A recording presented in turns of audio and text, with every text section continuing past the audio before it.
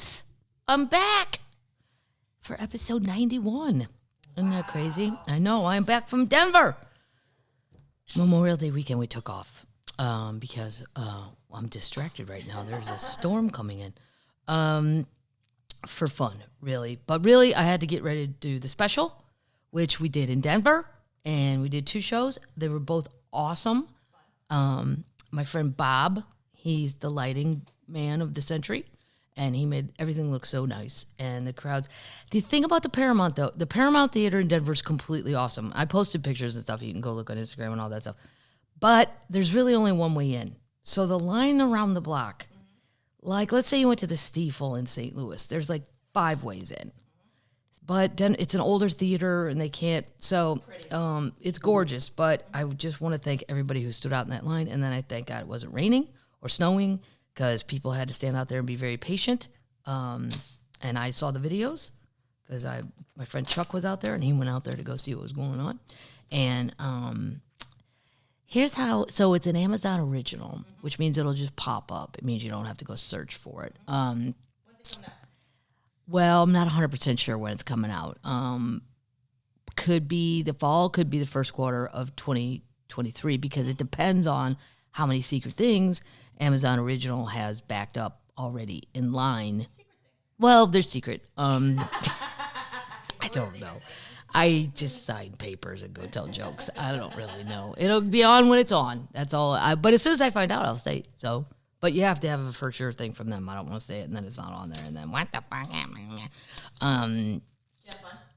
We had a blast, and the greatest of all time, Mr. George Wallace, was the opening act, and he was very sweet. The host, I should say. But I feel like for a special, you should get a goat, if you can. And Lou's already done 2. Ron was going to do it, but then because of COVID, it got moved, and then Ron was working in Vegas this weekend. And George has always been, and for a long time I was thinking maybe Louis, but then Louis died. So it was going to, him and George, whoever was available. So Louis is clearly not available because Louis is sadly passed on to the great buffet with John Palat and is no longer here. But George was great. He's just such a wonderful host. Like, his laugh is infectious. His smile is infectious. So fun. He's hilarious. He's got this thing about Will Smith at the end that's so funny. His act about how he hates anybody named Smith now, and he goes through. He goes, Emmett Smith, he can go fuck himself too. Like Emmett Smith's the nicest guy in the world. Blah blah blah. It's just so funny. And we got to hang out. I couldn't go. He went down to the club in town to go run his set and just see what was going on, but because of COVID. If I got COVID, the whole thing would get canceled, so I had to stay locked up against my boo. Is right because Tori Amos was there on Thursday, and I could have gone because I got there Thursday. I love Tori Amos. I mean, she's super duper weird, but I don't. The songs were great, and then I saw her tour bus and driving away, and I'm like, oh, boo! I'll have to find somewhere else to go see her. But I could have gone for free too because it's the same theater I'm working in. And then Friday was some band, somebody from the Grateful Dead. Oh, the Moody Blues. They're the same, right? Unless you don't ever say that to my friend Brian. He'd shoot me. Or your friend. Yeah, and or your friend Debbie. Yeah, right. Debbie loves the Moody Blues. And I chickened out on my super high heels because I thought my feet might break in the first show, so I just wore regular black boots. But I'll show you, Torres, what I did buy. I overreached. These were I did. And then I put them on, and my friend Chuck's like, what are you doing to yourself? Because really it's only an inch higher than the black boot. But I'm like, yeah, but these are really... And he's like, don't do it. You're just going to come off crying. And I'm like, yeah. He goes, you're not going to be comfortable if you're not comfortable, and then you're not going to be funny. And that resonated. I'm like, yeah, he's right. If you're not comfortable, no. Did you go to Sam's? I did get to go to Sam's, my favorite diner. I did sneak in there Thursday around 3 o'clock when I knew there wouldn't be a crowd. I love that place. And then I was filming a video for this Pubcast outside of Sam's, and I heard two termites across the street yell out, do you have any ranch? And I turned around. It made me laugh so hard. I almost got hit by a bus. You'll see it in the video. Because I was kind of in the bus lane trying to get Sam's in the background. So then I went over, and they were waving and laughing. So then when I was done, I went over there and got them out of Sam's and took a picture on the street and sent them on their way. Yeah. That hamburger bar is They'd seen me in Sacramento and Reno, and I said, yeah, Sacramento, I don't know what's happened to that downtown. And they're like, right? I'm like, I know. It was quite scary. A little apocalyptic, if you will. And it's the capital. Like, come on, California. But other capitals aren't really that great either. I can name quite a few. Albany. Mm-hmm. Your friend Mike was fun. My friend Mike in Denver. Yeah. All the guys that helped. Chris is awesome. Because you have two, like when you film a special like that, I don't even know if anybody cares about this stuff, but I'll just say it, and you can fast forward if you don't care. You have to deal with the actual venue, and then you've got the production team, and they're not part of the venue. So everybody's got to, like, get to know each other super quickly. Like, yeah, here's the tick box office lady. This is the front of the house guy, blah, blah, blah, blah, blah. A lot of moving parts. But my friend Mike, big hockey fan too, Mike. Yeah, so we, thankfully the Avs won. The Colorado Avalanche won that night. Chris bought those. Right before it, yeah. And Chris, he's the guy who runs the Paramount. He's the king cheese. He gave me these Boulder Canyon Classic Sea Salt. See, why don't I do this before, Kathleen? Now, why don't you do that so loud? You like it? No. People are irritated by that. I am. I would be if I was listening to this. They're good till October.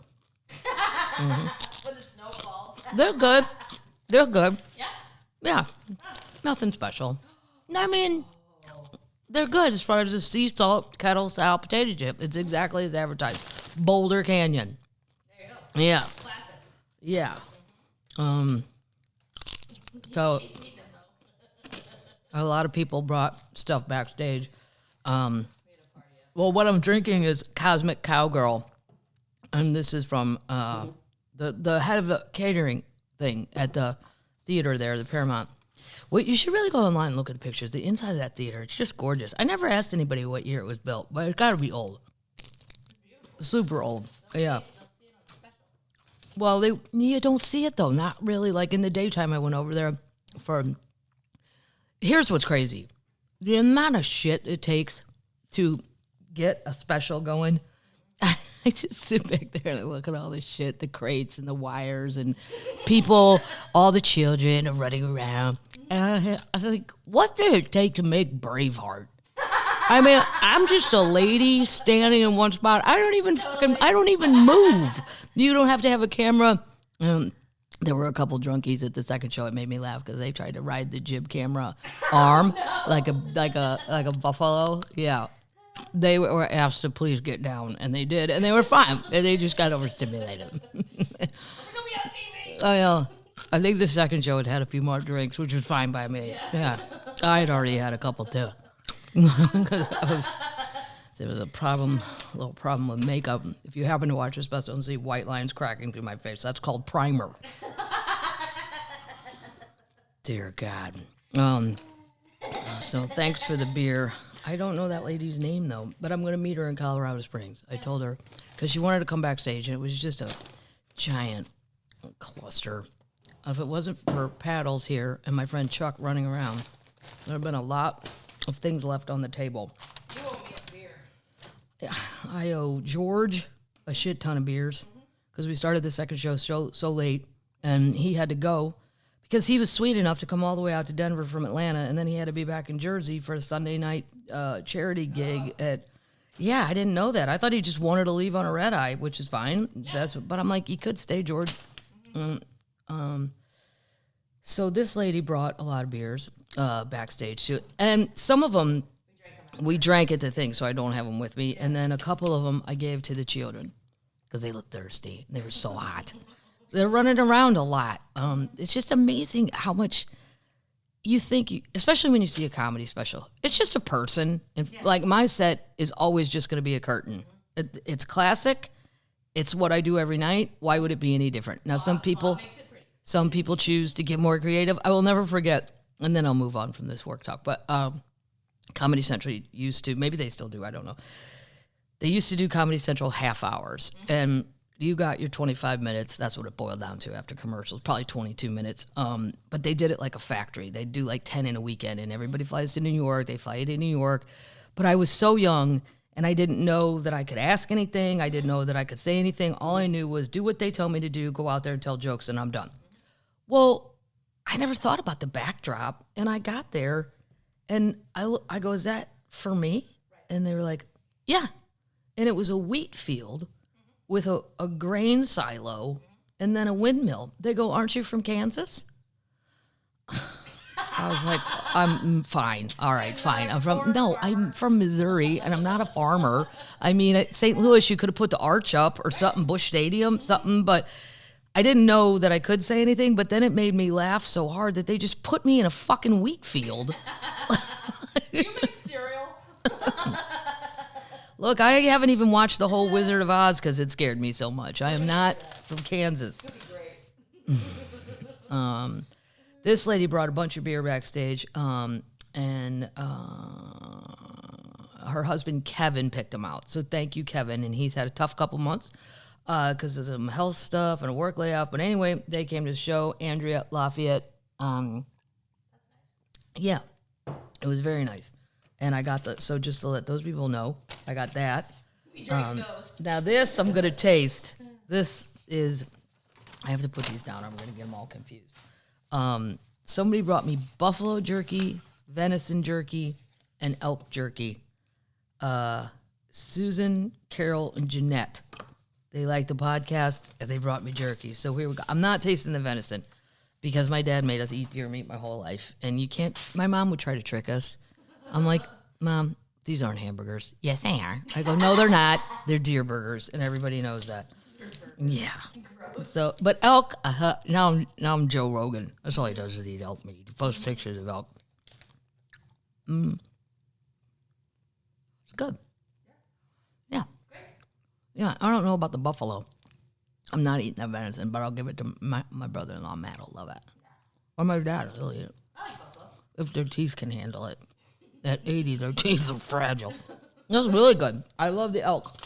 Couple more things backstage. Oh wait, I want to see who brought me the because we ate it. This person. It looks like EZZAH and Wendith. Great place in North Louisville called 12 Beers, dark beer and pretzels. But they brought these. I know. The pretzels saved us because we didn't even have time in between shows to go get food. Nobody. It was just a. We didn't fix your makeup. Yeah, we had to fix my primer so I didn't look like a White Walker. I probably do. Like, is her face cracking in front of us? What's seeping through? Yeah. These people, this is Patty and Jen. Let's see. Enjoy the bottle of Empress Gin. That was good too. Yeah. Specifically for the Empress Hotel in Canada. That's what it was made for. Really? Yeah. Loyal termites. So just so you know, it had said mid-show snack on this box that was backstage, sitting on a thing next to... It's in Victoria. It's in Victoria. Yeah. Ron sent flowers. Tater, Ron sent flowers backstage, which was very nice. And Amazon sent flowers, which was very nice. But in the middle of the flowers, a little more important than the flowers, I saw it was like a styrofoam thing, and it said, mid-show snack, beers and snack. And I thought, who did this? Well done. Chuck looked at me. He goes, do you just eat anything people send backstage? I said, for the most part.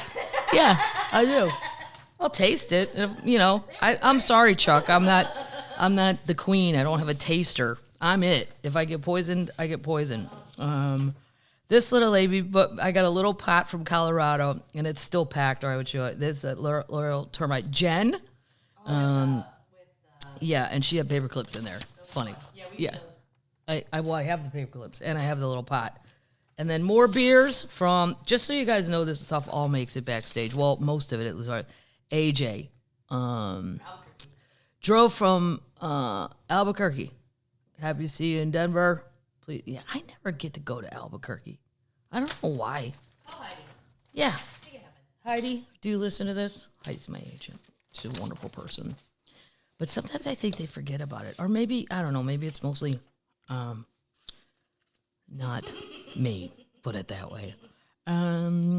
This one, these are Crown Royal travel bags. Oh yeah. Super cool. I'm putting all my, yeah, you can actually see through the bag. That's why I liked it. Yeah. She made them, I think. because you just don't need to see me throwing a fit when I can't. And on Saturday morning, I passed my COVID test, which was stupid. It's my new Mexican termites came, Catherine, Sharon, Cherry. Yeah. Okay. So I think that's about it. This is a note. I read all this note. Great beer in Denver. These people brought beer. Lisa brought beer. So there was plenty of beer backstage. We drink beer till 3 o'clock. And I know we were up till. Well, the poor crew people, they didn't even probably leave there till 2 or 3, and then they do this every weekend. They were going to do Ali Wong next. And then they had done something with Shakira. What? I'm like, what? We're getting fancy with Shakira. They work their asses off. The main lady in charge of like stage and all that stuff was this woman, Bernadette. And she was, if you could have 50 Bernadettes, you'd never need another human being. Like, she was just the best at keeping things calm and getting the job done. And I know she said she really liked my act because we're about the same age, which I would have thought she was 30. I mean, I seriously, when I was like, what? She's like, yeah, my parents are getting old too. And we started laughing about the old people things. And then when she said her age, I was like, oh, wow, whatever you're doing, you look good. Maybe I need more primer. All right. So that's all that, termites. Let's move on. Let's move on to what's going on. I have no Queen news. Nothing about the ladies. I've been busy. Although my friend Kathe saw Tanya Tucker in that casino Ron works at. North Carolina? Yeah. She said it was great. Yeah. So I recommend any Tanya Tucker show because not only are the songs great, she's funny. Very funny without trying. Yeah. At one point she sat down and her shirt busted open, which you'd think would be horrifying as a woman. But she just laughed her ass off and said she'd gotten fat. Oh my God, she's playing Nashville Pride. Tanya's playing Nashville Pride? Yeah, June 26th is the next show. Maybe I'll go. Yeah. When's that? June 26th. No, I'm in Vegas. Can't do that. Wow, that'll be a fun Good for her, though. I bet RuPaul comes. Didn't she do a duet? She did do a duet with RuPaul, I think. Yeah. I don't know. I don't know what Cher's been up to. I didn't have a lot of time to be on my normal Twitter and all that. There are a lot of people with a lot of questions. And you know what? I don't have any answers. So I don't know why they kept asking me shit. What am I going to try? Here's what else I'm trying besides that. This is the last thing, and then we'll move on to this actual stuff. This is Old El Paso Zesty Ranch. It sounds delicious. Why do you make that face? It's a weird color. It is a weird color. It's like peach. I know. No. Maybe on a taco. Yeah, I don't think you dip crackers in it. Well, but it says ranch. They have a picture of it on a taco. I see how that could work. Okay. All right. What do you rate it? Huh? What do you rate it? What do I rate this? Yeah. Well, for on a taco, Yeah. fine. B minus. B minus. I'd rather have hot sauce. There you go. Yeah. But I'm not one of the children. No. Okay. No. I don't really have anything on the Queens. I haven't really watched anything except I started Under the Banner of Heaven with Andrew Garfield, who's the guy who played Jim Baker in The Eyes of Tammy Faye. It is amazing that dude's British. You don't ever hear it come through, unlike Nicole Kidman. Every once in a while, and I love Nicole Kidman, but every once in a while that Australian accent just goes right through. And his, not so much. And so far, I'm only an episode and a half in. It's great. Now, here's a little something for the treadmill. I don't think this show is great. It's called Imposters. It's on Netflix. It's more like a stupid caper, dumb thing. But for the treadmill, does the job. Because it's a little addictive. You want to keep knowing. It's dumb, but entertaining enough. And then I just was watching hockey with my friend Mike. So, go Avs. I'm rooting for the Avs. And then maybe Tampa. I guess because my old St. Louis Blue Pat Maroon is on Tampa. And Pat needs a fourth Stanley Cup, like nobody ever said in their whole life. Moving on. Update! Oh, it's an update about Anna. Anna Delvey, also known as Anna Sorokin. Okay, so she had this art show in New York of shit she's drawn while she's in ICE detention. I know. It's so ridiculous. Whoa. But I thought, who's going to do that? Like, who's going to pay for this? Like, you have to rent a space. You know, there's expenses. A California-based artist says she's put expenses totaling $8,000 on her credit card to help stage Sorokin's solo show in March. How dumb? How dumb are you? That you would even do anything with this woman. An artist who helped organize the New York City exhibition Free Anna Delvey in March, which included works based on drawings that Anna Sorokin, the notorious Soho scammer, made in prison, says she's owed $8,000 for expenses related to the show that she put on her credit card. Julia Morrison, an NFT artist, okay, an MFA student at University of Southern California. She paid for exhibition costs like framing, printing, scanning, transportation, making T-shirts, she told the New York Post. More than 2 months later, she said she still has not been repaid, neither by Sorokin, who in spending sprees chronicled in the Netflix series Inventing Anna, racked up 5 and 6-figure debts at trendy Manhattan hotels while attempting to raise money for an exclusive Park Avenue Arts Club, nor by Alfredo Martinez. So this is the guy that's helping Anna. He's the exhibition's co-organizer and an artist once convicted for selling counterfeit Basquiat works. So, I mean, who are you working with here? I just can't afford to just throw $8,000 worth of Anna Delvey's expenses on my card. Well, you already did. Yep. I wasn't doing it to be a good friend to her. I did it for the show, knowing that I'd be paid back. At least that's what Alfredo promised. Well, did you Google Alfredo? You should have known. Right. A spokesman for Sorokin told the tabloid that the art world fraudster currently being detained by U.S. in ICE, she was not directly responsible for Morrison's exhibition expenditures. Martinez, for his part, told the Post she will get paid. We're still in the spending money phase of the project. Come on. Wow. I mean, you know, people, you pick up the snake, it bites you. Well, you knew it was a snake. What is the matter with people? Mm-hmm. Anna, she got new lawyers. I don't know if she's going to have to go back to Germany or not, but I think I'd send her all the way back to Russia. Let's go where you really started. Right. Russia. That's where you really started. Update! Oh, my God. So my friend Lorene went to the Whitney Houston hologram thing. My friend Lorene had the greatest weekend. She got to see Anita Baker and Gamble, and she went to the Whitney Houston hologram thing. And I said, and Lorene's the lady who directed my last special, Bothering Jesus. She was too busy for this one. She's a very busy lady. And she does The Deadliest Catch and all this. She's very much a techie, a very proud techie nerd person. So I thought, oh, you should probably send me to the Whitney Houston thing, not Lorene, because she's going to judge it way more harshly than I would. Because I'd be like, that's amazing. How did they do that? Oh my God. Look, it's Whitney. It is pretty. She took a quick video of it though from her seat.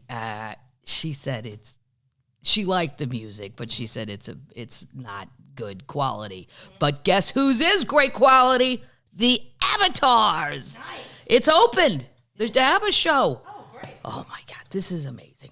So I was telling Lorene, like, we got to go.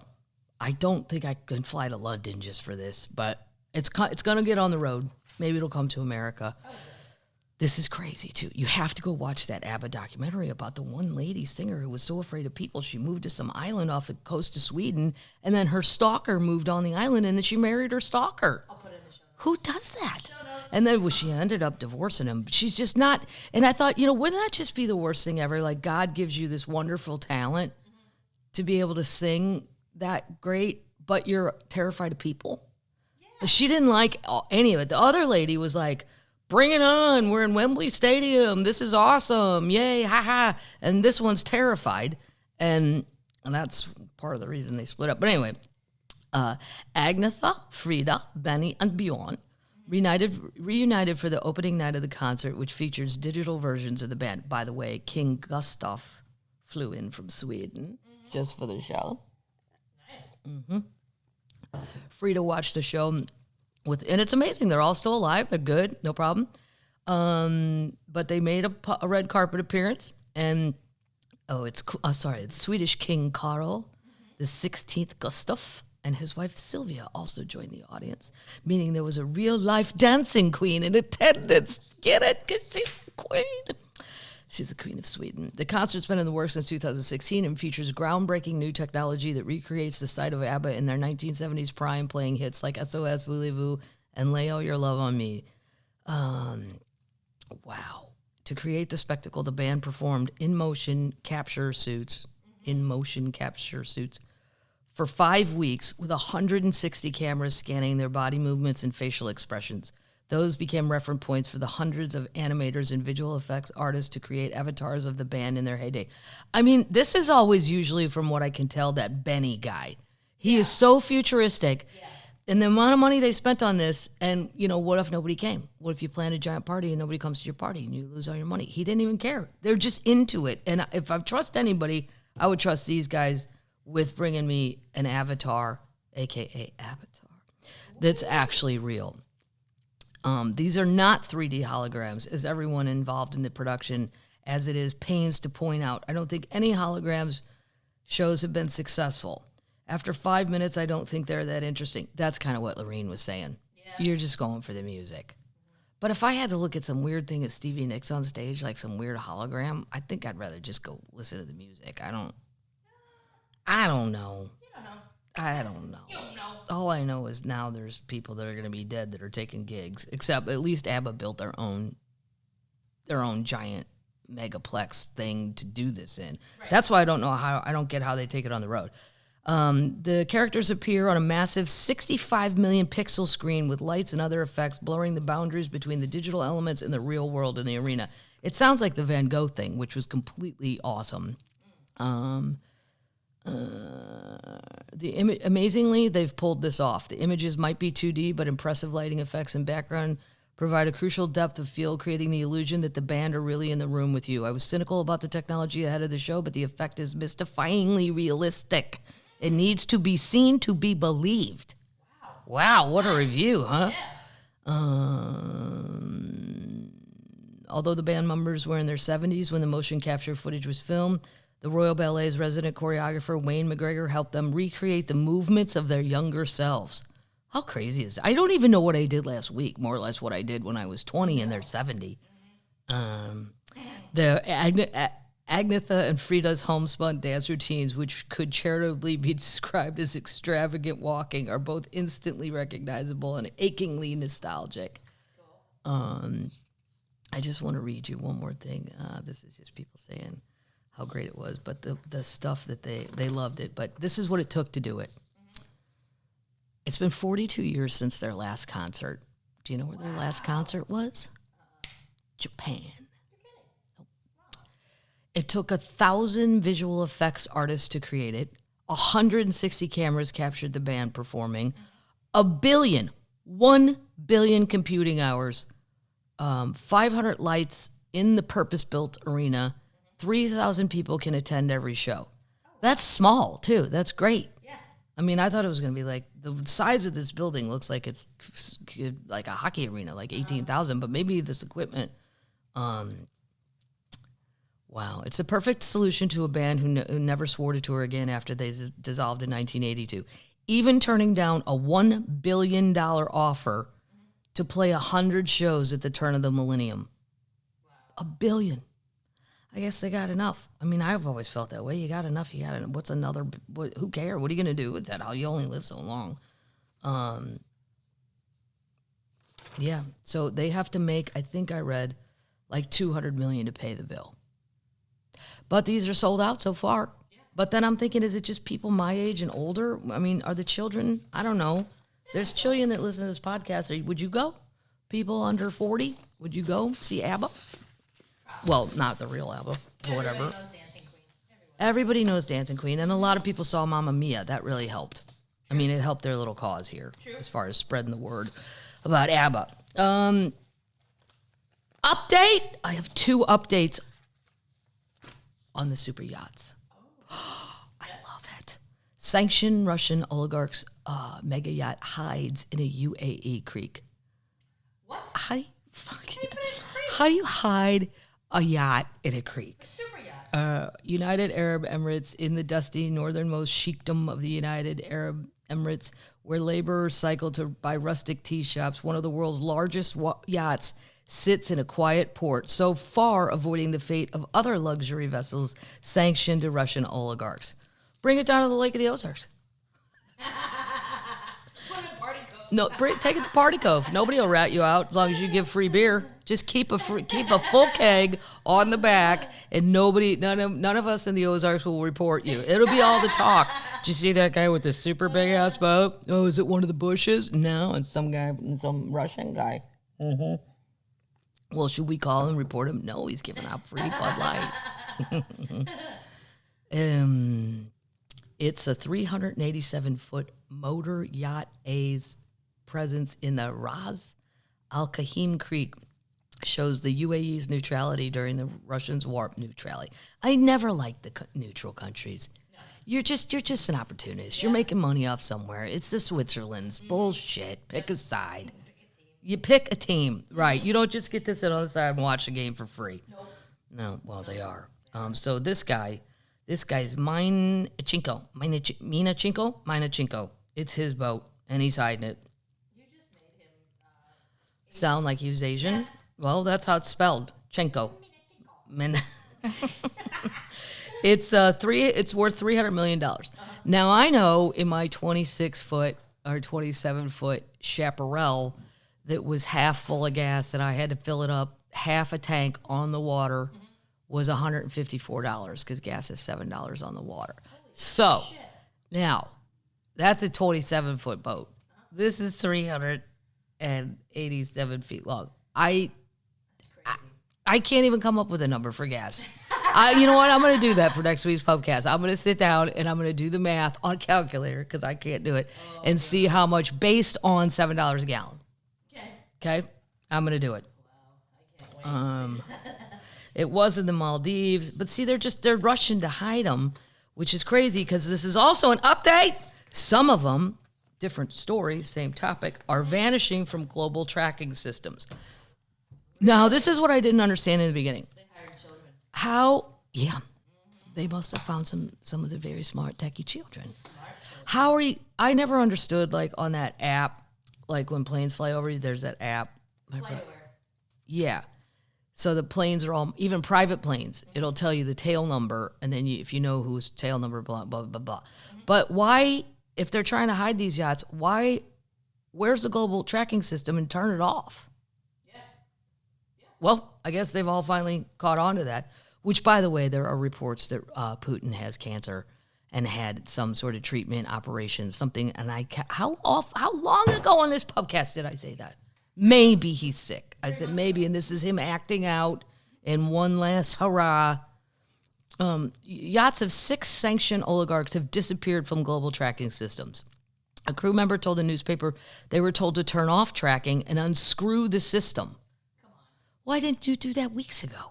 Right. Months ago? You just finally figured it out? God. Yeah. Yeah, they've just disappeared off the thing. But you're also not allowed to do that. No. There's a reason these things are supposed to be tracked. There are some vessels where we would previously be getting a signal every few minutes from transponders, and now we're seeing gaps of months. It's very like they flicked the switch and gone into stealth mode. One crew member of a super yacht linked to a sanctioned oligarch told the paper, "We were told to turn off the AIS. We removed the screws on the power plug and pulled it out. Maritime law requires a yacht to transmit a long-range signal to enhance the security of shipping and the purposes of safety and marine environment protection." But here's the thing. This is, okay, so you did it. Who's going to come and get you in trouble? Like, I wouldn't do it because I'd go, well, if somebody's going to come, I'm going to get in trouble. But they go to the next level. Who? Right. Who? And who's going to do something about it? Just say it broke. Right. I don't know. Oh, somebody hit the switch. We're sorry. No, shockingly, no representatives of the oligarchs linked to the super yachts immediately responded to insiders' requests for comment. Well, of course they didn't. They're not going to pick up the phone for this call. One more update. McDonald's. They're leaving Russia, right? Yep. But they're going to sell the restaurants. What? No. They're not just going to walk away And so this company in Russia is going to buy it, and they're probably going to change the name to Fun and Tasty. What? How Fun and tasty. pathetic was that creative meeting? Hey, man, we're getting all the McDonald's, but we can't call it that anymore. What do you guys want to call it? I don't know. Fun and Tasty? Okay. Thanks, Bob. We'll put that down. Meeting's over. It's a possible name. The other possible name is the same one. Yeah. The same one. Meaning it was McDonald's, it's still McDonald's. But it's not. They'll use the arches. Yeah, I'm sure they'll at least one arch. color. Just to make them green. The company said on Friday that trademarks registered with Russia's Ros Patent Agency, from which it ultimately planned to choose one brand. It also included just like that and open checkout. These are terrible. What? Nothing's. Russians don't seem silly. McDonald's had 850 restaurants in Russia, and it's selling those stores to local licensees. Alexander Guvar, who runs an operation of 25 restaurants. He will operate the brand under a new name in Russia, and other franchises will be given the option of working under the new brand. Blah, blah, blah. They've been there for 3 decades. Yep, they're leaving. You know, it's a big commitment to leave, too, because what if the Ukrainian thing gets settled soon? That's not happening. It might happen. You don't know, Paddles. I know. I feel it. They're going to take a significant write-off from exiting Russia, between 1.2 and 1.4 billion. About as many as they serve for breakfast. Yeah. In its most recent earnings, McDonald's said its closing restaurants had cost $127 million last quarter. Nearly $27 million came from staff costs, payments, and for leases and supplies. Another $100 million was from food and other items it will have to dump. That's pathetic, especially when there's hungry people everywhere. So there you go. Fun and tasty. How dumb. When it comes to naming something, like, I never think I'm creative until I hear shit like this. I would have been like, no, this meeting is not over.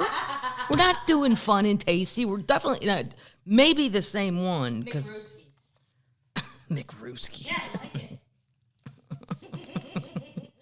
Holy shit, they found it.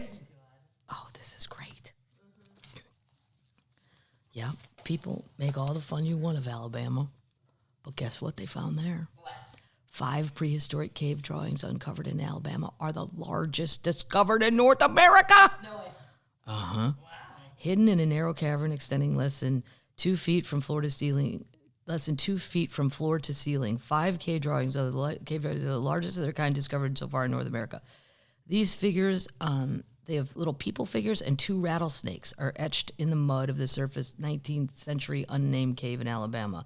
The name is intentionally vague to protect the exact location, with the most sizable glyph measuring 11 feet. Wow. That's humongous. How'd they do that without a ladder? They got to climb on each other's back like frogs in cheerleading? Frogs. Yeah, to build a pyramid. You know, you get down like a frog, and then a frog hops on your back, and a frog hops on your back. And how What are you frogs? What are you talking about? frogs do that? No, they don't. Fuck yeah, they do. Frogs piggyback each other. Yeah, they jump on each other's backs. Not to do drawings. They don't draw. Then why is it not called froggy backing? Have you ever heard of leapfrog? Yeah, but they don't stay on each other. Sometimes they sit there. Have you ever seen 2 sitting there looking at you? No, I've never seen that. You don't know, Pat. You're ridiculous. Although the cave is known to house hundreds of North American drawings, the combination of small, tight spaces, it made it previously impossible for archaeologists to view the works in their entirety. This part of the cave was so limited that even the artists would have had to work on those pieces in segments. Jesus. I guess they really wanted to protect them. Since 2017, though, a research team has been using photogrammetry, a process that entails capturing overlapping images, approximately 16,000, and assembling them into a 3D model to create composites to reveal the full drawings. Okay. Yeah. Well, that's good, too. You can't tell people where this is at. No. You got it, and you should see. Well, we'll put it in the show notes. They've got a super crazy one of a rattlesnake. They clearly were very terrified. It's whatever indigenous people were here. It is now the area of now known as Alabama. So good for you, Alabama. Awesome. And good for you for keeping it a secret. You don't need some yahoos coming down there with spray paint and shit. Nope. or trying to find it and dying, getting caught, because that area is so tight. Not for frogs. Not for frogs, no. This is super cool, too. This is another holy shit. They found it. 2,100-year-old farmstead in Israel found frozen in time after the owners disappeared. What? 2,100-year-old remains of a farmstead whose owners likely abandoned it in a hurry, possibly to avoid impending military invasion. Now, see, this is what people make up, though. You don't know. Yeah. Maybe one day they all went, let's get out of here. Right. Fuck it. Or somebody found somewhere better and said, seriously, this place sucks. You got to see what I found over here. And then they all went, but... Let's go to McRooskies. Yeah. The excavators discovered an ancient intact storage jars at the site, as well as weights for weaving looms on a shelf, suggesting that whoever lived there left them behind when they quickly departed. I guess it seems that they left in haste of impending danger, possibly the threat of a military attack. The archaeologists don't know who lived there, but it's possible they were the subjects of the something empire who left to escape the invasion of the area by the forces of the something kingdom, an independent Jewish kingdom based in Jerusalem to the south. We know from historical references in this period the kingdom was expanded into Galilee, and it's possible that the farmstead was abandoned in the wake of these events. The team also found agricultural tools, such as picks, at the site, as well as coins that have tentatively been dated to the second half of the 2nd century BC. Mm-hmm. How cool is that? Very cool. Yes. See, now this is why can't I have that job? Why can't I go to that farmstead and find stuff? How fun would that be? I would be careful. Like, I wouldn't do it in a hurry. It wouldn't hurt things. We're moving on. I have an update about Zuckerberg, but I'll save that for next week. We're going to talk a little bit more about my friend Mark. Yeah, I know I have to hide my hate this week of him, just because it's better to save it for next week. This is where America, how many summers do people have to be told when you're in a national park, do not approach the wildlife? Get excited. I feel the same way about in the winter with space heaters. How many winters do we have to say on the news, be careful, your space heater can catch shit on fire? And then at least 2, 3, 4, 5 times, at least in St. Louis, space heater and the whole house goes in flames. Fireworks. This lady. Don't hold a firework. This lady. Bison gores Yellowstone visitor, tosses her 10 feet in the air. What is a fucking buffalo? What is it? I don't know what people think that you're going to pet it. I don't know. A woman visiting Yellowstone National Park was gored by a bison and tossed into the air. I mean, it's not funny, but she's 25 years old from Ohio. There's giant signs. Can you not read or do you not believe it? God, I mean, even sometimes when I go to my friend Andrew and Amy's house, sometimes there'll be a goat that has a weird look in its eye. And I just go, no, not going by that goat today. I'll go over by Petunia. She's always sweet. She's like a dog. But they still are animals. Yeah. Like, the woman approached the female bison Monday morning after it came close to a boardwalk on Black Sand Basin near Old Faithful Geyser, the park said. Park rules require visitors to remain more than 25 yards from the animals, the largest mammals in North America, which are unpredictable, and they can top speeds of 35 miles an hour. Really? Yeah, a cheetah only goes 55. Right. Yeah. And they can jump several feet, even though they look fat, but they can jump. An estimated 2,300 to 5,500 bison live in the park, and they've injured more people than any other animal. They're mean. Yeah. I mean, there's ones at the place in the Ozarks, the top of the rock, the Johnny Morris golf deal, and I don't go near them. Good. Well, I mean, you just got to look at them and go, if that thing decided to charge me, I'm dead. Like, this lady came within 10 feet of the animal, and the bison impaled her and tossed her 10 feet in the air. She had puncture wounds and other injuries, was taken to the hospital in Idaho. Her condition was unknown on Tuesday. 2 other people were close to the animal when it gored the woman. The release didn't say if they were injured. The park warned 25 people to stay 25 yards from bison, elk, bighorn sheep. Now, I wouldn't go too near the sheep, because my mom says all sheep have ringworm. What? Yeah. That's every time we would go to Ireland. And I'd want to go pet the sheep because they're so fucking cute, especially when they're little. The black face guys with the white bodies and the black face. And I was followed by twins. They were, and the lady said they were twins because I said those two are never apart. And they do look identical. They all look somewhat alike. And she was like, "That are the twins. They're born in the." But anyway, even so, I don't even go. I would not think though a bighorn sheep would be violent. Depends on what time of year. It wouldn't enter my mind. But yes, a bison, elk, moose stay 100 yards away from bears and wolves. How about a mile? Right. How about a mile? I don't take binoculars. Right. Come on, folks. Let's get it together. Correction. A previous version of this article misstated the severities. She was gored by a bison and suffered punctured wounds. She did not die. Well, good. You don't need a 25-year-old dying. That's sad. But, I mean, on the other... Come on, people. I feel like we read this every summer. Right. I was in one of them. I think it was Yellowstone. And there was a bear eating a log.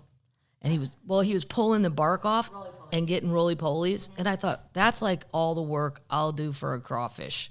Like, it's this giant bear, and he's got to do all this work to get the tiniest little bug. And he's just sitting there eating... like this, and a German guy, I heard him speaking German, he walked up to the end of the log, the tree, a fallen tree, to take closer pictures of the bear eating the roly-polies, and I was kind of rooting for the bear. I was like, you know what? Do it, Mr. Bear. Just, he's been told. He doesn't care. No, he doesn't care. Okay, we've had a rash lately of protesters doing crazy shit for whatever their protest may be. But the lack of good security regarding everything, even Will Smith just walking up and slapping somebody. The guy who slapped Chappelle or attacked him, that must have been Spider-Man, because I've been to the Hollywood Bowl, and I don't know how you get from a seat to the stage. It's like a 10-foot drop, unless he was side stage. I think we may have already talked about that. But anyway, Mona Lisa smeared... This is another one. Mona Lisa smeared with cake in apparent climate protest. The real Mona Lisa? Yes. But hold on. The guy didn't get to the painting. The guy clearly did not do his reconnaissance work. Now, I went to the Louvre 1,000 years ago, and there used to be 100 ways into that place. And then they built that pyramid deal, and now there's only one way in. And guess where it runs through? The gift shop. I know. Because now it takes forever to get in, and you're like, oh, anyway. So there's only one way in. The most famous smile in the world was briefly obscured Sunday when a man smeared some cream cake over the Mona Lisa, which seems to have been a climate protest. How is there a person walking around with cream cake in the Louvre? No idea. The 16th century masterpiece was untouched. You can't have food or drink. I don't think you could have food or drink. It was untouched. However, it is protected behind bulletproof glass in the Louvre Museum in Paris. Social media quickly lit up the videos posted by tourists who were at the gallery at the time. Visitors posted that a man disguised himself as an elderly lady in a wheelchair, presumably in order to gain access to the spot right in front of the painting reserved for the handicapped. He then stood up and smeared cream cake all over the glass that protects the Renaissance painting. What? As security guards pounced on him, the man who was wearing a wig and makeup, that guy then threw roses at their feet. As they led him away, the man told the crowd in French, "Think about the earth. There are people who are destroying the earth. Think about it. All artists, think about the earth. This is why I did it. Think about the planet." I don't think these things are effective. I just don't. The Louvre issued a statement Monday saying the painting had not suffered any damage. The museum said the man had the cake hidden inside his personal belongings. Yeah. We don't search those. He's 36 years old. He was detained. He's going to have a psychiatric evaluation. Oh, wow. Well, yeah. Now here's another one. Same sort of shit. This one is really shocking, though. This one is like, oh my God. First of all, the nerve it takes some of these people. I don't have it. I can tell you that. Thank God, or I'd be doing crazy shit every weekend. French Open protesters. So the French Open was last week. Coco Gauff did really good. I'm not the biggest tennis fan in the world. I prefer other stuff, but I like it when it gets down to like 8 people left So I watched some of it here and there, but that Coco Gauff did really good. I was very happy for her. Like some of the other children. French Open protester ties herself to net during the men's semifinal. Now, before we even read this. The net?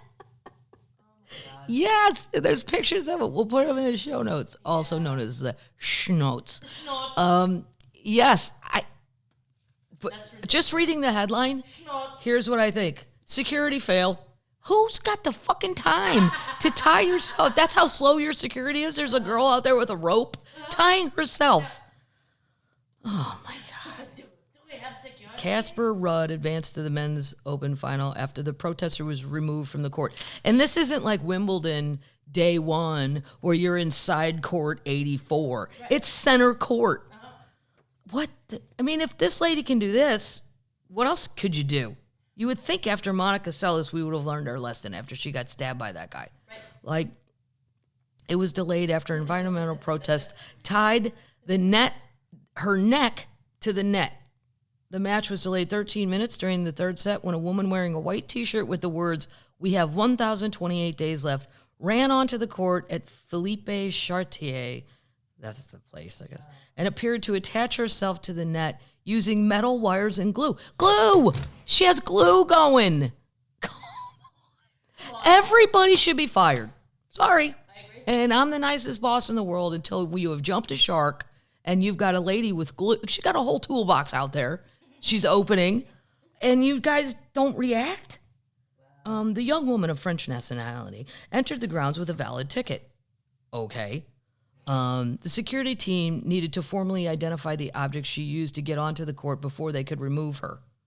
What? And then there's a picture. She just goes dead limp on them.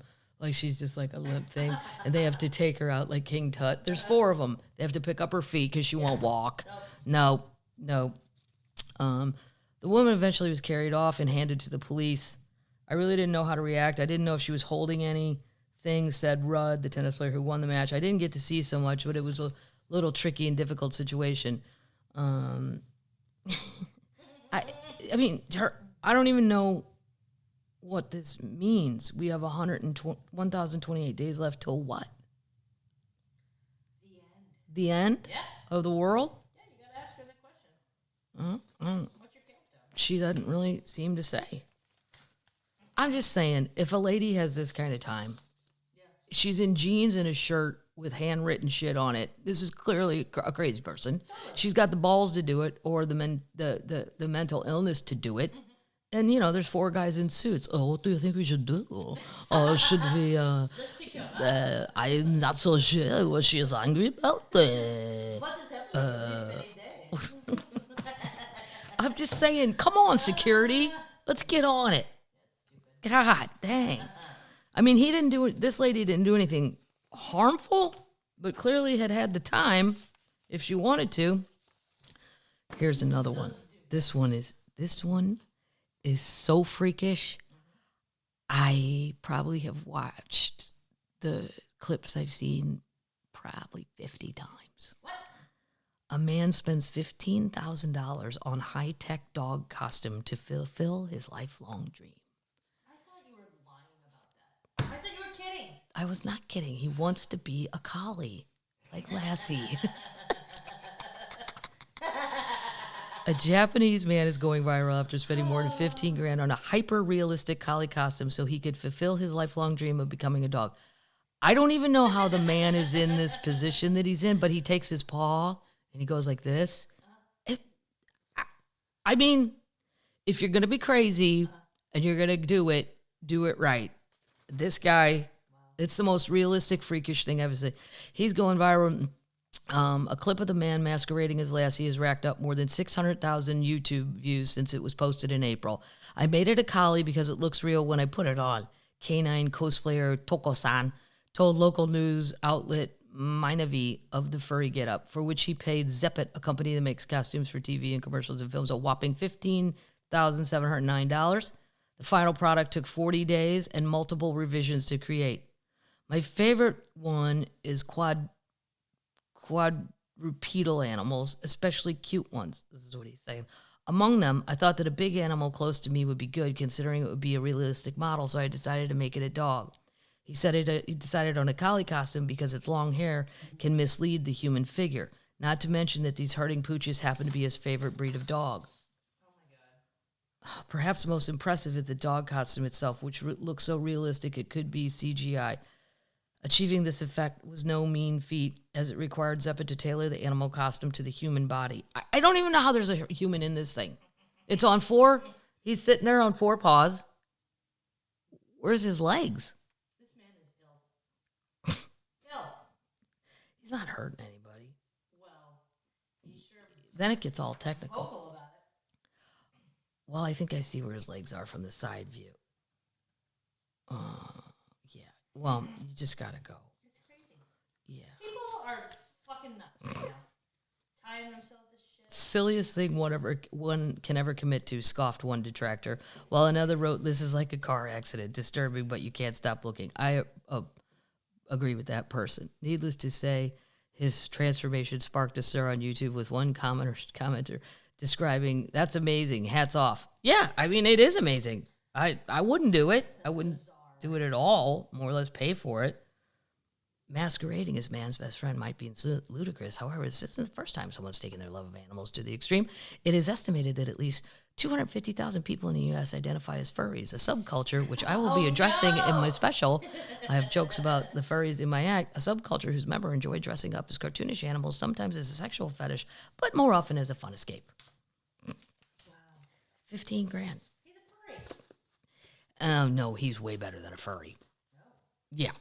You would think this is a real guy. I've seen furries at conventions, and when I'm in the bar at the Marriott, which is always attached to the convention center, and they all come in, and then they have to take their heads off to drink a beer. I love it, like when a giant chipmunk goes, "I'm so hot." Then he takes his head off and slams the beer and puts it back on. Like, that is not something I would be. All right, we're gonna. Oh, this is a great job. How many termites are up for this? I would not be, because I have Raynaud's syndrome. I can't be in the cold like this. You can get a job running the world's most remote post office in Antarctica. If you describe yourself as an individual with a sense of adventure and a genuine love of Antarctica, you're free next winter, then we have the perfect job for you. A British charity, the UK Heritage Trust, just launched a search for a team to help run the continent's most remote post office on Goudier Island in Port Lockroy. Wow. The organization accepted an application for the 3 positions: base leader, shop manager, and general assistant, whose main task will be to take care of the gift shop and post office. The gift shop? How many tourists are? Yeah, I don't know. Maybe it's online. Is it on online gift shop? And then you Well, I'll go look. You happen to be the post office. Well, I bet they have cool penguin things. I'm gonna go look. Yep.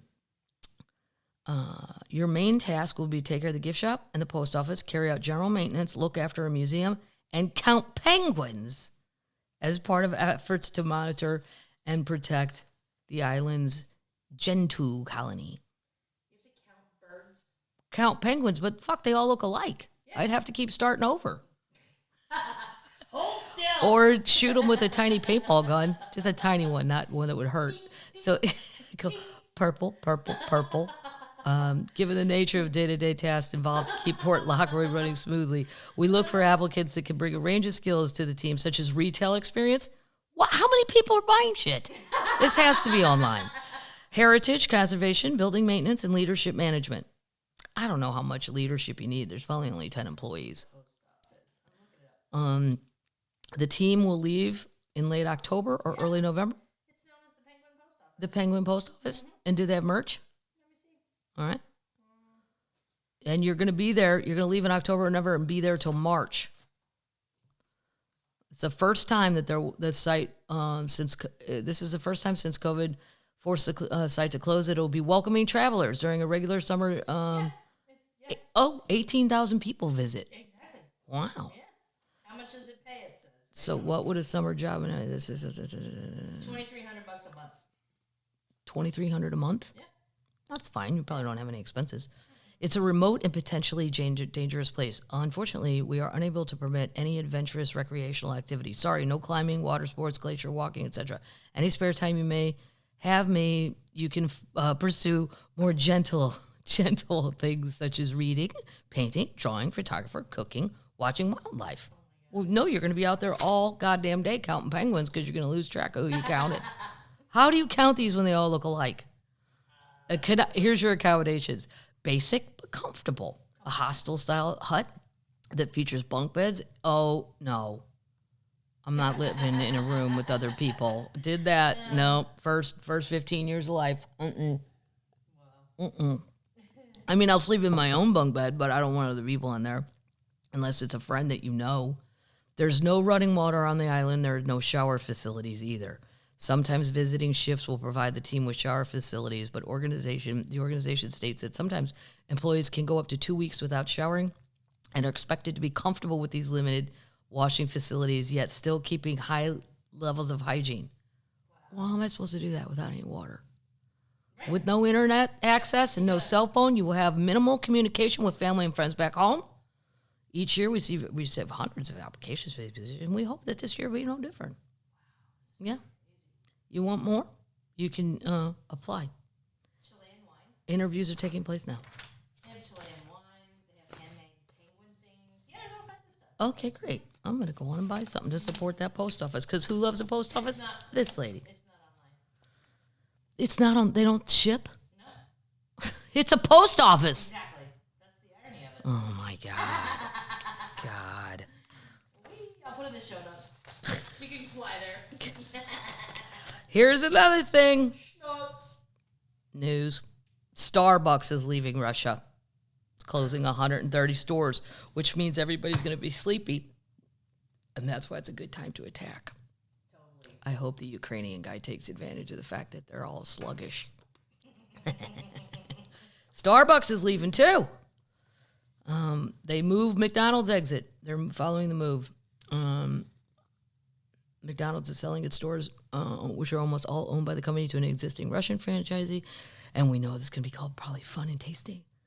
The stores won't be allowed to use the McDonald's name or menus. Starbucks are owned and operated by Al Shaya Group, a Kuwait-based franchise operator. A spokesman for them referred questions to Starbucks. Starbucks entered Russia in 2007. In early March, after the Russian invasion of Ukraine, Starbucks announced that it would keep Russian stores open but donate any profits to humanitarian relief efforts in Ukraine. I doubt that. Yeah. People say that shit, then they don't give the money back. But a few days later, after Coke, Pepsi, McDonald's, and others temporarily halted, Starbucks changed course and temporarily closed its Russian stores. Temporarily. Throughout this dynamic situation, we'll continue to make decisions that are true to our mission and values and communicate with transparency, said Starbucks CEO Kevin Johnson. I mean, I get it. You're putting it on hold. It would suck if you're just a normal Russian and you don't approve of any of this and you go down to get a cup of coffee and it just says closed indefinitely. Yeah. But then again, you do bad things are going to happen. Let's see. This is just balls to the walls. This is amazing. Florida gallery owner is charged with peddling a fake Banksy, which I was going to go to in Denver, the Banksy thing, but I just didn't have time because I had to go over and get COVID tested. And You couldn't get COVID, so you had well, I also couldn't get COVID, so I couldn't really be more around a lot of people. Anyway, he's peddling a fake Banksy, Andy Warhol, and Basquiat painting to rich Palm Beach buyers for tens of thousands of dollars and then using the money to fund a luxury lifestyle.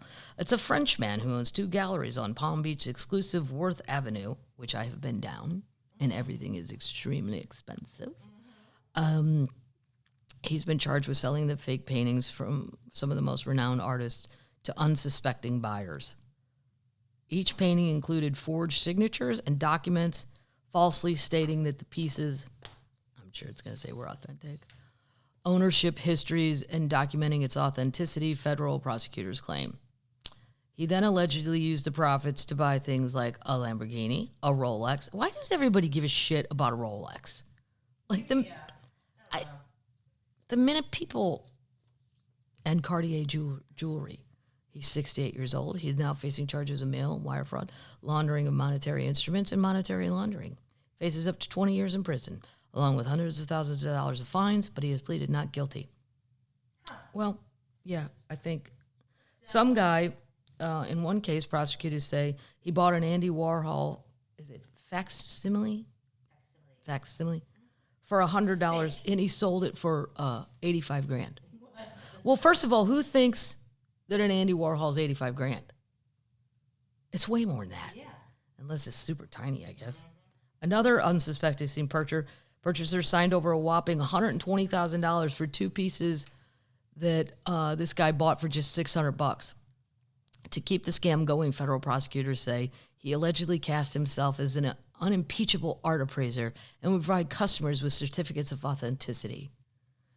But the alleged scheme, it was caught on in 2021 after several patrons alerted them that the works of Lichtenstein and others would be worth millions of dollars and not the several thousand he charged. That's what I'm saying. Right. Your prices are too low. It's got to be bullshit. Right. FBI agents then went undercover and agreed to purchase a bogus Warhol from him for $26,000 instead of an additional deal worth $22 million before his arrest last week. I mean, yeah, you can't. If you're gonna do this kind of crap, you got to do it for real. Right. You know, you can't just go, hey, I got an Andy Warhol, you got $22,000. What? No, that can't be. Then normal people should go, that can't be real. But then I think there's always those people that say, oh, I got a deal that nobody else got. Isn't that awesome? Yeah. Yeah, well. Yeah. Okay, this is a great story. Now, remember when I said I didn't know a lot about Elon Musk. I just know he mouths off, and I know he's got Tesla, and I know he wants to buy Twitter, but I've never really gotten into him like I would know about Mark Zuckerberg, which, by the way, Sheryl Sandberg is stepping down from Meta. Okay, and then she's like, oh, it's just time to move on. How about because Meta is a failure? Oh, gosh. That's speaking of. Sheryl Sandberg's calling you. So I looked it up. I think I actually put into Google, is Elon Musk an asshole? Because I don't know. I don't understand why people hate him so much. To me, he seems like an eccentric, but I really haven't been paying attention. So here's some terrible things he's done, if you'd like a reminder. And then I'm going to tell you what he thinks he's going to do this week. Here's some things. The answer is he's a huge jerk who regularly uses his massive platform and others' sources of power to do bad things. Claiming in March 2020 that these are just bullet points. In March of 2020, he claimed that people worried about coronavirus were, quote, dumb. Well, I mean, I've heard a million people say that. He predicted on March 19th of 2020 that the U.S. was going to have close to 0 new cases by the end of April. Well, that's just a mistake. That's just, you're dumb. That wasn't even close to. He questioned the safety of COVID vaccines and basically asserted there were quite a few negative reactions to getting a second shot. Right. Plenty of people have made that argument. He likened Canadian Prime Minister Justin Trudeau to Hitler. Well, I don't like that because I think Justin's gorgeous. Right. And as far as shallow as I can be, leave Justin alone. He has great hair. Saying the U.S. government shouldn't provide subsidies to companies after receiving billions in subsidies from the U.S. government. Yeah, you can't say that. If you took the cash, if you said, no, I don't want the cash, then you could say that. Mm-hmm. He used Twitter to engage in securities fraud. Yeah. He tweeted pronouns suck. I guess that's over people that want to be a she or they or who cares? I don't even understand why people care about that. If you said from now on, I don't want to be called paddles, I want to be called they. All right. Like, if that makes you happy, fine. I mean, I might mess up here and there, but I am going to change my name. You're going to change it? Yeah, I'm going to change my name. To what? I don't know yet. I think you have to stay paddles. No, he tweeted misogynistic things at Senator Elizabeth Warren because she said he should pay more in taxes. He should. She's right. He wrote to Bernie Sanders, who thinks the richest man in the world he also thinks he should pay more taxes. He tweeted to Bernie Sanders, I keep forgetting that you're still alive. Oh. I didn't like this. In 2018, he threatened Tesla factory workers that they could lose their stock options if they unionized. He basically accused a British cave diver instrumental in rescuing a trap football team. I remember that. They had to swim to go get those kids. He accused him of being a pedo guy because he, like others, said Musk's idea to send a submarine in wouldn't work. Just because I say your idea doesn't work, you shouldn't call me a pedophile. And also, one has nothing to do with the other. Exactly. It's a terrible insult because it doesn't even relate to... He reopened a Tesla factory in violation of public health orders where 450 cases were subsequently recorded. There's all this other stuff within the work place that he, he's probably not the guy I would want to hang out with. But anyway, those are some of the things he's done. I mean, if I'm Bernie and I get that tweet, I'm surprised you're still alive.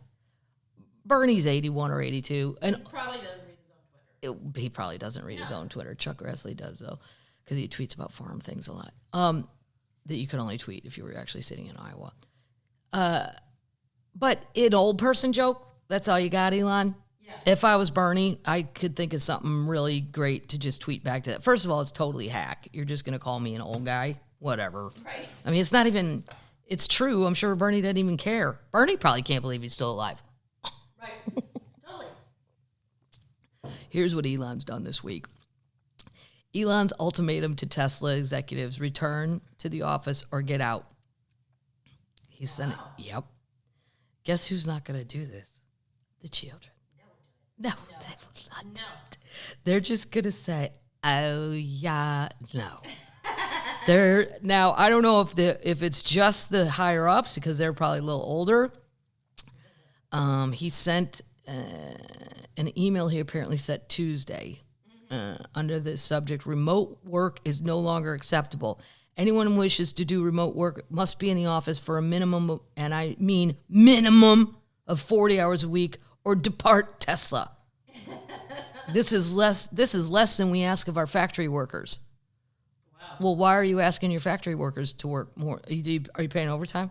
Right. The CEO went on to specify that the office must be a main Tesla office, not a remote branch office unrelated to job duties. For example, being responsible for Fremont factory human relations, but not having your office be in another state. While he didn't directly address whether the email is authentic, he strongly suggested it is by responding to a follower asking him to address what was going on, and he said they should pretend to work somewhere else. Oh, because he said this Twitter person asked him to address the people who think going into work is an antiquated concept. He said they should pretend to work somewhere else then. Oh, he's snippy, isn't he? God. It's not the first time tough love treatment of employees came. We don't need to go through all that. But thousands of staff, oh my God, he had thousands of staff members effectively locked in for months, working 12-hour shifts 6 days a week. Until recently, many were sleeping on a factory floor as part of a closed-loop system meant to keep COVID out and controls rolling off the production line. So he put them in their own bubble. Oh my God. Yeah. Wow. Here's the thing, Elon. How old's Elon? Google it. I'd say he's like 42 or something. Maybe 45. 50. Oh, he's 50. June 28th, 1971. June 28th, so he'll be 51. Bezos is 58. Bezos is 58. Mm-hmm. He's a weird-looking thing. I don't care how much money he had. I'd be like, no. Elon's girlfriend, Grimes, is 34. Elon's girlfriend is 34. Her name is Grimes. Oh. You're not going to get the children, especially because all these other companies, which are smart, they're what? You know he founded PayPal? Yeah, I did know he founded PayPal. Yeah.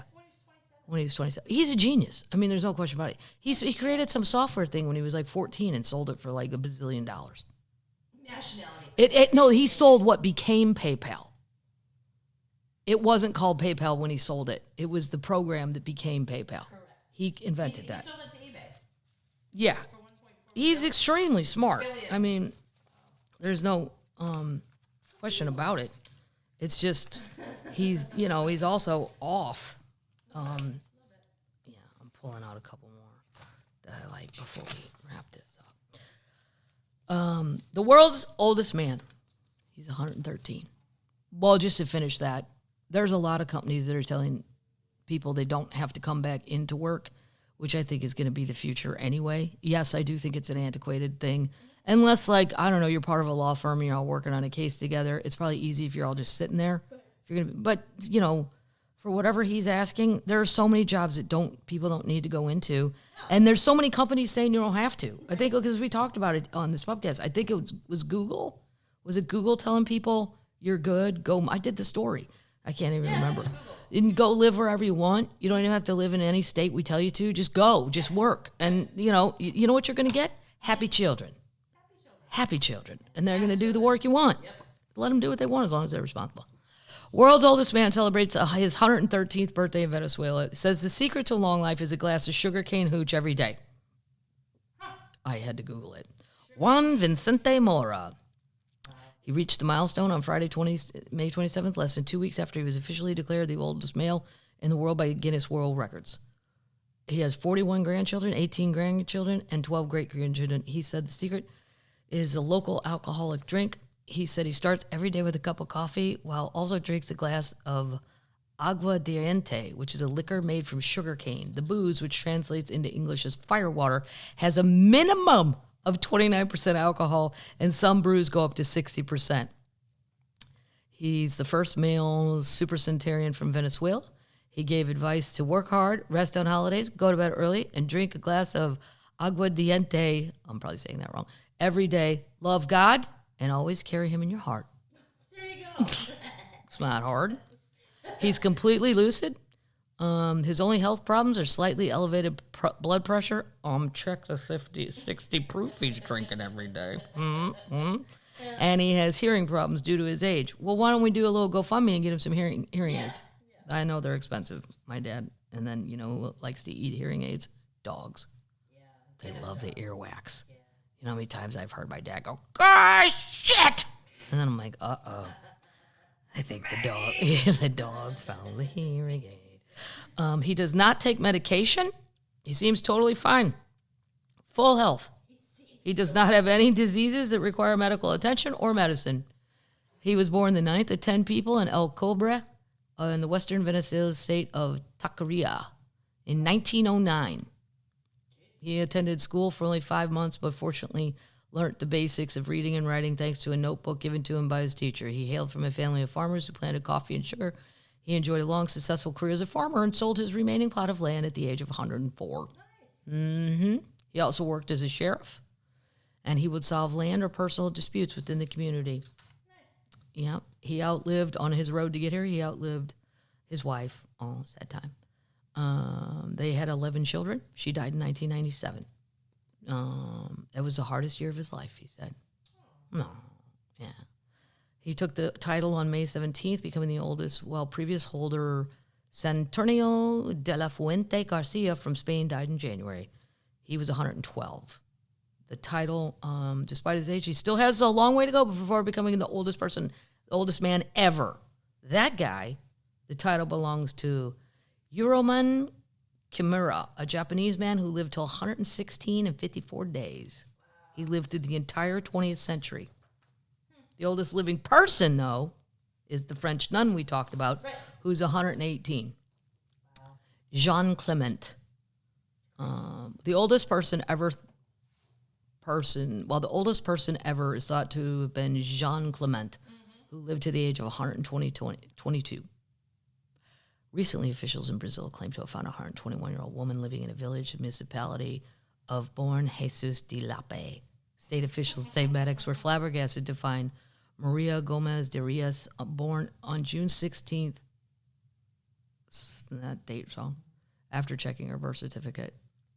Oh, that's the one they're going to make her pay if she wants to declare it. And we talked about that last week or whatever. Yeah, that's not nice. So congratulations to that guy. Yeah, liquor and Jesus. Yeah. You know what? I'm gonna close on a little nostalgia. Okay. Kind of sad. Well, not horribly sad. Just I gotta find it though. America's my brother John and my cousin Tony worked here when we were in high school. I worked at the Lodge of the Four Seasons. They worked at where? Howard Johnson's. Down in the Ozarks. Yeah. America's last Howard Johnson's restaurant has closed. Their restaurants were so good. Diner food. A tuna sandwich on toast. Like, it's so sad. Open for the most part of the past 70 years, the restaurant was located in Lake George, New York, a popular summer vacation spot near the Adirondack Mountains. The restaurant closed its doors in recent weeks, and the property is up for lease. Lake of George is officially dead, a Howard Johnson's fan wrote on Facebook, adding several pictures of the abandoned restaurant. Cobwebs on the door right before a memorial rushed up here. The Longside Road staple had about 1,000 restaurants in the 60s and 70s, all the way into the 80s. I mean, the one in the Ozarks was open the whole time I was in high school. Yeah.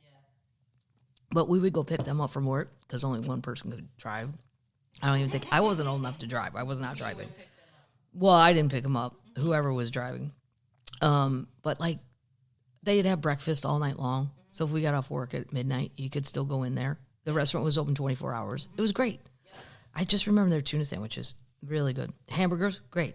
It was once America's largest chain restaurant, instantly recognizable for its orange roofs. The diners served 28 types of ice cream. I vaguely remember that. I don't like sweet stuff, so I guess I didn't care.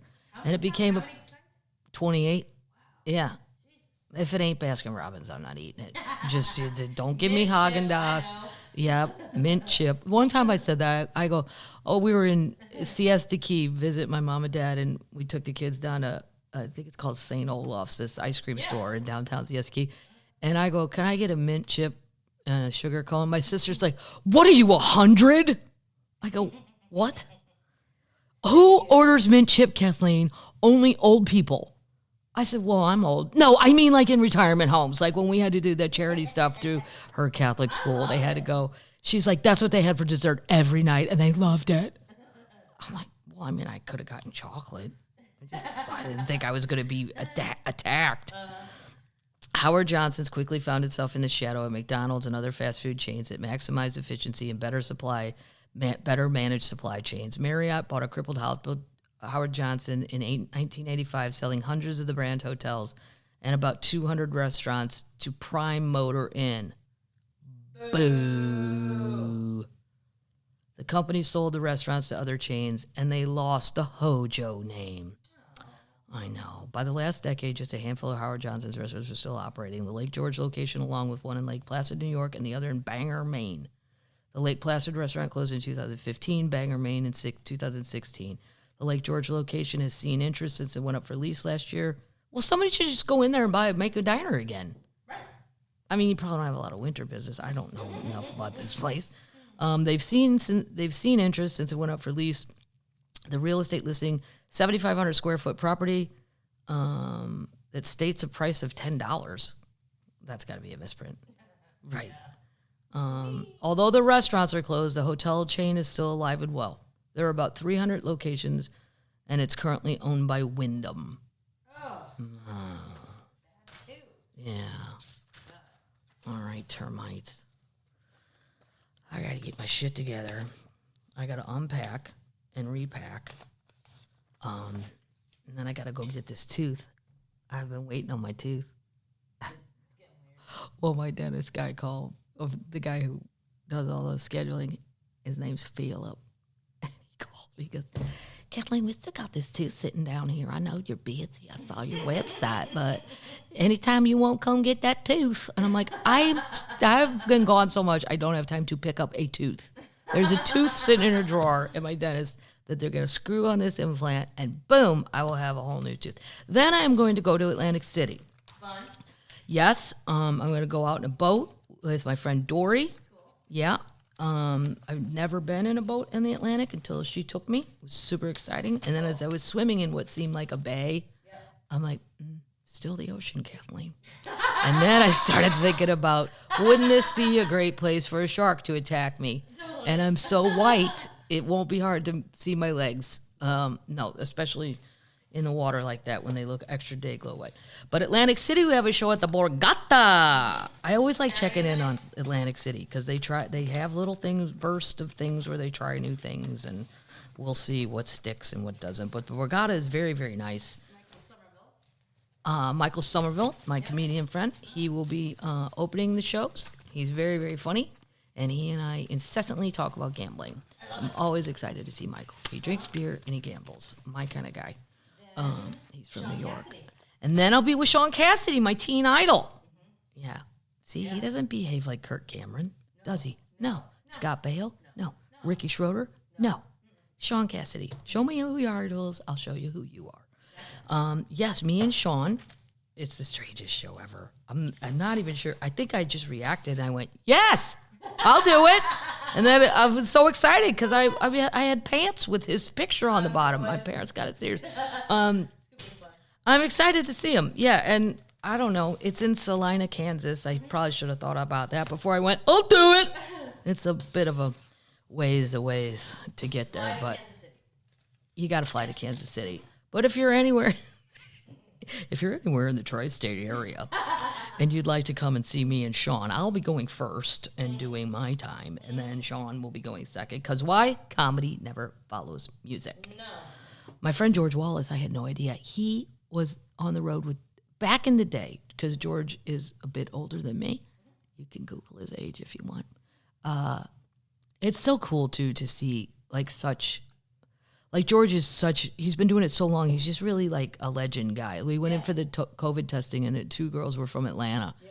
And he had his mask on. We all have masks on because of the COVID testing. But he started talking, and she went, that can't be the real Mr. George Wallace, is it? She's like 40. He's like 75. But he's just been, he's done so many things. Like if you Google his Wikipedia page, it's amazing the amount of shit he's done. But then he'll just drop little bombs in conversation where I said, one time I went to see Donna Summer. We were talking about people we'd seen in Las Vegas and how much I really loved her. And he goes, she's a wonderful lady. But, when she can't hit those high notes, you know who's doing that? Mary, her sister. I said, how do you know that? Yeah. He's like, I was on the road for 1.5 years with Donna Summer. He was on the road with George Benson. He's back in the day when comedians used to open for musicians. And that really does not happen anymore. Wow. It used to be a thing. The musicians took the comedians, and then, I don't know, maybe maybe our team pissed people off, comedians or something, and they don't really use us for that anymore. But he's had such a crazy life, like opening for all these music people. Just when you think I say another name, he'll be like, "Oh, I love me some Anita Baker. Let me see if I can get Anita. Call me right back." I'm like, oh my God, he's just the best. I forgot why I even said that. Oh, because then I'm going to Las Vegas after Sean Cassidy to the Mirage. Super excited. I will be maybe at the pool bar for perhaps an hour. And I sit, if you're looking for me, in the Tiki Hut bar under the sprayers. In the shade. Well, the last time a bunch of my family came, this was the craziest. I had a giant beer. Everybody in the pool has a drink. Like, people are just pissing in there nonstop, but whatever, I don't care. And I had sunglasses and a floppy hat to try to keep all sun off me. And as I'm walking along with my giant beer, like a 22-ounce beer, some dude accidentally throws a Nerf, but it's wet, a wet Nerf football at 100 miles an hour. It hits my beer. The beer glass, everything flies in my face. My sunglasses fly off, my hat, and he comes, some Southern dude, because he goes, "Ma'am, I'm so sorry." He goes, I feel like I need to buy you 7 of those to make up for that. That was violent. That was just so violent. I go, it was violent. I said, you're lucky you're not my brother, because I'd have picked that goddamn ball up and whizzed it so back at your full, because I was so mad. I thought one of my relatives did it. I didn't think it was a stranger. And I thought, you know what? Had you been my brother, this would have come back in your face 50 times harder than you accidentally threw it. But since you're a stranger and you're sweet and you don't have to buy me 7 beers, but you need to buy me 1. And I don't feel like going and getting it, because I just walked all the way over there, and then so he went and got me another beer. That's nice. Yeah, I don't go in the pool that much there just because it's too hot. And the sun gets to me, and I can't. I never could, not even as a kid. I can't. Too white. Sunblock only does so much. So that's it, termites. You come find me on the road, and congratulations on your special. Thank you. Congratulations on the special. I think it's going to be good. I wore a green jacket that I got online, and then I put some of the patches that the soldiers gave me in Iraq and Afghanistan. Yeah, I wanted to put my Missouri Bear patch, but it didn't really match, so I'll have to put that on something else. But if you see military patches on there, they used to give them to you like as a thank you, and they're super cool looking. But I always thought, I don't know what I'm ever gonna do with these. And then I got this green jacket, and I'm like, it needs a little spunk.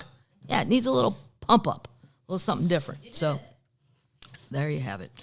And that's it. Termites, be good time summer termites. Be nice to people working with the general public termites. People are so fucking crazy. Even at the airports. I mean, the fighting, it's got to calm down. Yeah. I'm going to go do the math on how much it costs to fill up a 387-foot yacht. Okay. I'll have that number. I'll have that number by next week. Okay. Basing it off the price of gas in Tennessee and Missouri on water. I don't know what it costs in these UAE or secret places, but probably around the same. And that's it, termites. That's all I got. Are you ready? Yeah. Night, termites.